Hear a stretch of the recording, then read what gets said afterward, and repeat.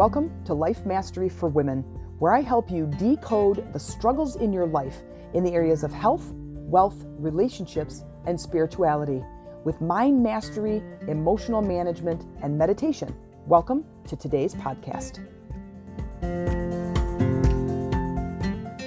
Hey ladies, it's Jen Mack, Lady of the Mind. Welcome to today's episode, where I hope I am finding you managing your mind.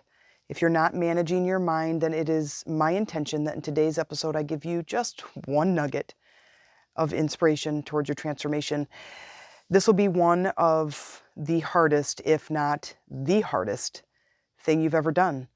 It's managing what's between your ears. We have talked about it 1,000 times, and it is a constant daily reminder. It is a constant daily task.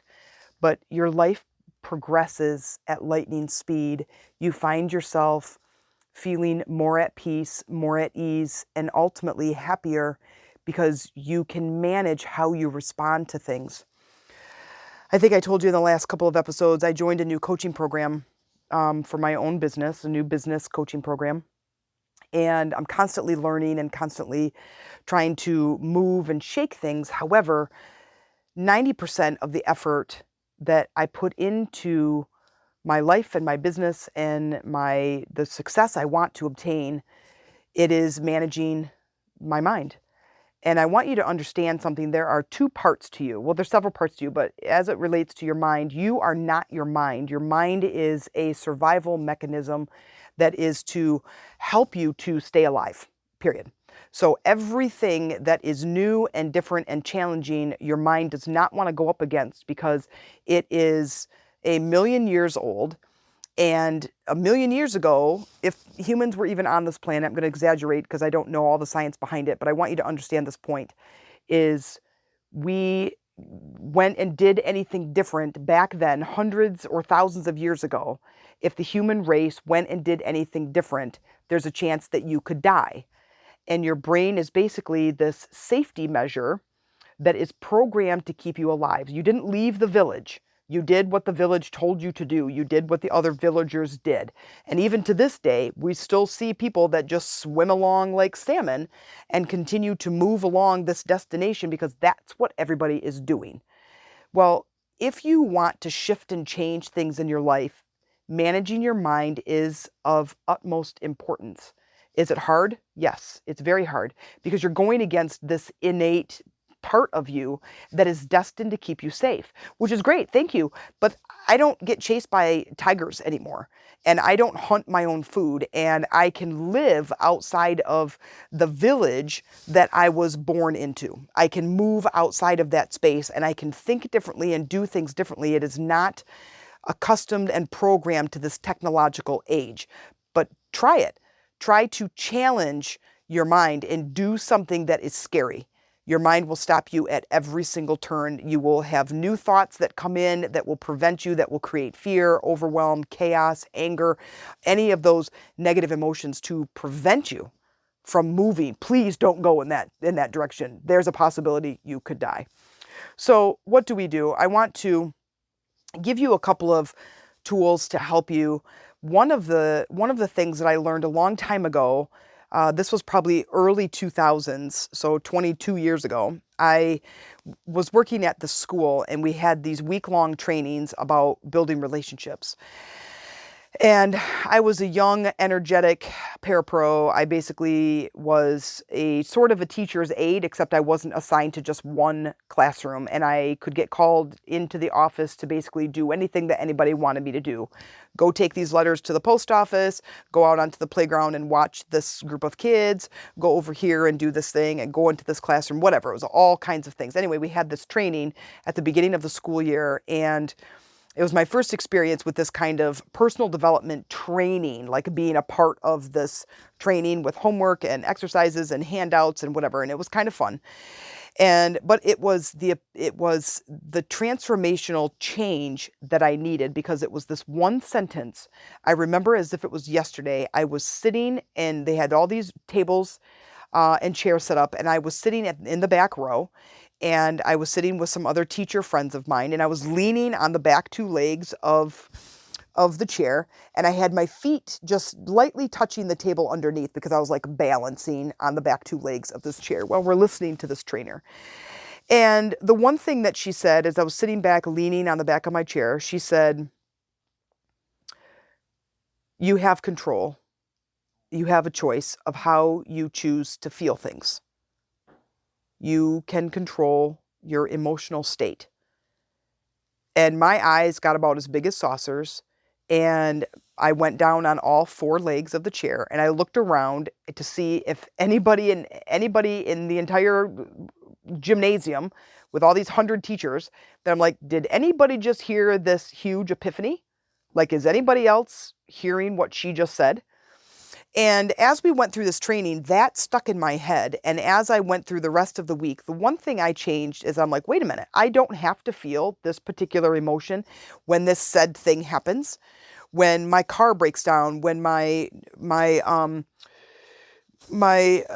not a roommate, but this lady that lived across the hall from me, I was in this apartment, this quadruplex, and she was really loud sometimes, and I didn't have to respond that way. Like, I just responded, and I thought that was just natural, that when something goes wrong, you basically respond in this frustrated, angry way. Well, lo and behold, what I did is I went home and tested it.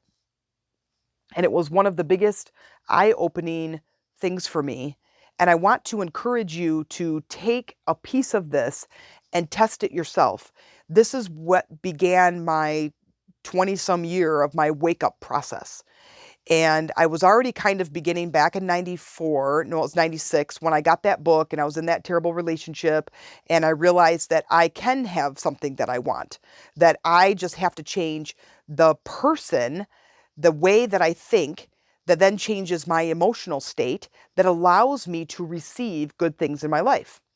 So I stood on the outside looking in to see how my brain was going to react to things. I know that seems a little bit weird, but if you spend some time thinking and then thinking about your thinking and kind of opening your eyes and your perspective, you will completely understand what I'm talking about. And so something happened. I don't remember what the something was. Something happened, and I was starting to feel angry, and I would immediately snap my fingers in front of me so I could see it, feel it, and hear it. And I would stop myself from feeling anger. I'm like, it's okay. It's just whatever is happening. Let's just see if I can get myself to shift my emotional state. What I was doing was creating a physical anchor in the world about my emotional state of being. And by snapping my finger, it was a physical sensation that reminded me I have control of my emotions.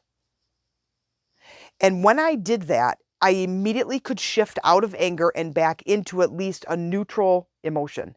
It was amazing. It was amazing, and it was a huge eye-opener for me, and I encourage you to do the same. I encourage you to create something that you will always have on you. So many times I have these coaches that tell me to journal this or write this down or whatever, but I may not have that piece of paper with me. So it was really important for me to have something on my person or a part of my body that I could do that could anchor this quick quote or this realization that I can then start to move towards a transformed person. And I don't know about you, but I deal with flying off the handle and reacting to my circumstances and doing things that are silly and ridiculous because I chose to be angry at this circumstance. Well, circumstances are neutral. They just happened. The thing just happened. This just happened. The people just did the choice that they made. The traffic just happens. You just got a flat tire. Yes. Does it change your day? Yes. But if you change how you think about it, it can change your emotional state. If you've been listening to my podcast, you know that your thoughts create your emotions, what creates the action you take that creates the result that you get. If you have something in your life that you want a different result, then you must start thinking differently. Again, Is this the hardest thing you'll ever do? Yes. Are there people that are just blessed with kind of an even keeled head start with their personality and with their emotional state? Like I think of Amy and I'm like, you don't even have to manage your emotions. Like you just do it. You just manage them. Like she is so pleasant to be around all the time. Even when she's frustrated, she can just manage the state that she's in. Why does it come so easily for some people and not for others? Well, that goes back to when we're kids and we're younger and we have all these people, whatever trauma, whatever situations we went through as kids, that it tends to start to create these beliefs in ourselves that either limit us or don't. But there's things that we believe about ourselves based on our circumstances and all these, the people that were in our lives when we were younger. Well, I had quite the tumultuous upbringing where Amy didn't. Amy's relationship with her mom was really great. And I think, but then you also take the demeanor. You know, I lived in a very hostile environment at times. And my brother has a very dominating personality. My mom's got a very dominating personality. And I'd learned to just be quiet. Well, now as I'm starting to get older and I'm wanting to be louder, you know, and I'm being corrected about basically my personality, which stifles me and created some, you know, not so pleasant emotions to experience and to share with other people. So it is an ongoing thing for me. And I just want to share it with you because I think it's so important that if you want something to change, we have to start looking at ourselves. So I made this analogy or created this analogy as using like video games. In order to move on to level 2, you have to learn the things that you need to in level 1. And level 1 is really easy. And then you move on to level 2. Well, then as you progress, the levels get harder and you are required to learn more things and you take those skills with you. Life is no different. When we're babies, we don't really have to learn anything yet. We just have to make noise and get cared for. And hopefully we're in the right environment that we're cared for in a nice way and we're not neglected, because then that creates those limiting beliefs in us that we're not worthy because someone didn't love us in a way that we thought was vital. And as we continue to go, we're learning these skills along the way. Well, no matter where you're at in your life right now, it is so important that if you want change, is think about that thing.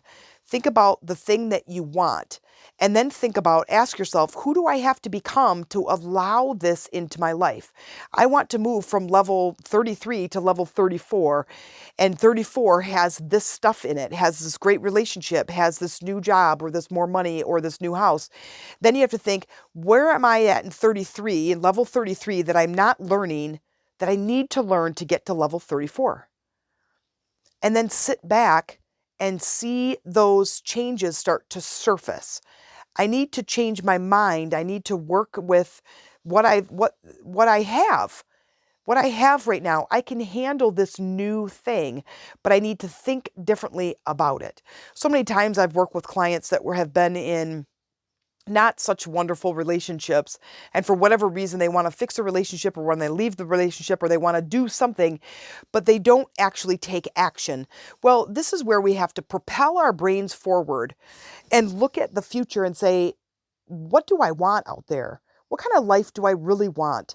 And then first of all, believe that you can have it.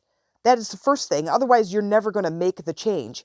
And I will tell you, don't wait for motivation. Take action first, and then watch the results start to shift, and then the motivation will show up. So take the circumstance that you're in, shift your thinking about it. Even if this is really hard for me, yes, it's going to be hard, but not too hard.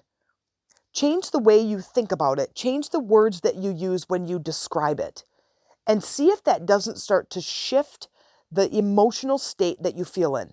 Because if I say something like, I'm really effing pissed off, I can feel my blood start to boil just by saying those words.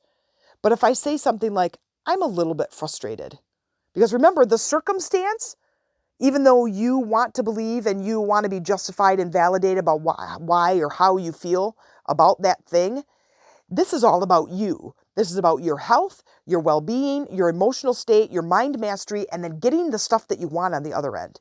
So looking at that and going, okay, instead of being so effing pissed off, you can say, I'm a little bit mad, just to test it.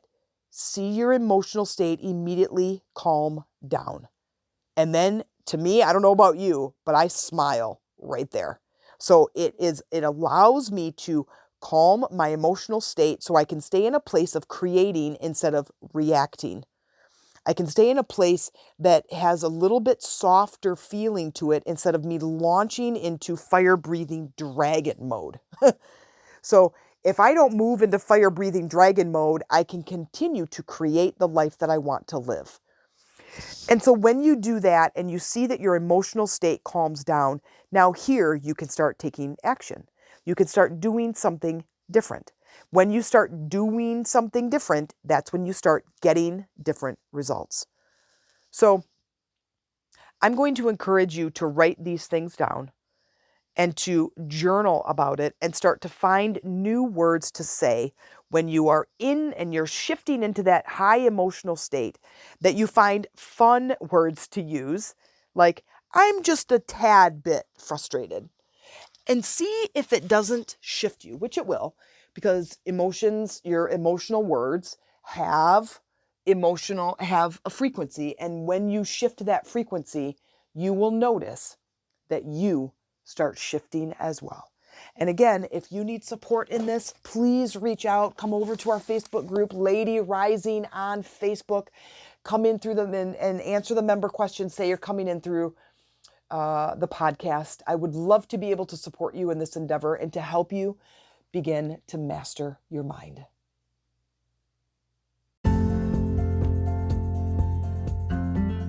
If you liked this episode and you look forward to future episodes and are really looking for a community to help support you with implementing the tools that we're talking about in this podcast, please consider joining our online sister community called Lady Rising on Facebook, where we focus on that spiritual support and connection, just like in today's episode.